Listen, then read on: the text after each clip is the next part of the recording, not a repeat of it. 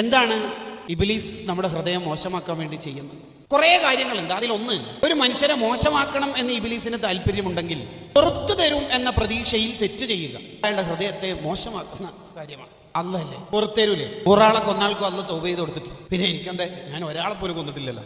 ഇത് അയാളുടെ ഹൃദയത്തെ മോശമാക്കാൻ ഇബ്ലീസ് ഉപയോഗിക്കുന്ന ഒരു ടൂൾ ആണെന്ന് ദുന്നൂനുൽ മിസ്രി റളിയല്ലാഹു അൻഹു പറയുന്നുണ്ട്. ചിലപ്പോൾ ഇബ്ലീസ് നല്ല കാര്യങ്ങളും പറഞ്ഞു തരുമല്ലോ. ഇപ്പൊ മുആവിയ റളിയല്ലാഹു അൻഹു ഒരിക്കൽ സുബ്ഹിസ്കാരത്തിന് ഉറങ്ങിപ്പോയി. മുആവിയ റളിയല്ലാഹു അൻഹു ഇബ്ലീസ് തട്ടി വിളിച്ചിട്ട് പറഞ്ഞു, യാ മുആവിയ ഖും, എഴുന്നേൽക്കൂ, ഖദ് ഖാമത്തിസ് സ്വലാ, ദാ വാങ്ക് കൊടുത്തു, ഇപ്പൊ നിസ്കാരത്തിന്റെ സമയമായി.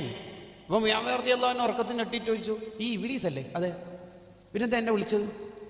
അതെ, മുമ്പ് നിങ്ങൾക്ക് ഒരു ജമാഅത്ത് മിസ്സായി പോയിരുന്നു മുത്തനബി സല്ലല്ലാഹു അലൈഹി വസല്ലം തങ്ങളുടെ കൂടെ. അന്ന് നിങ്ങൾക്ക് ഭയങ്കര ടെൻഷനായിട്ട് ഒരുപാട് നേരം കരഞ്ഞിട്ടുണ്ടായിരുന്നു. ആ കരച്ചിലിൻ്റെ ഊക്ക് കണ്ടിട്ട് അള്ളാഹു നിങ്ങൾക്ക് ആയിരക്കണക്കിന് നിസ്കാരത്തിൻ്റെ കൂലി തന്നെ.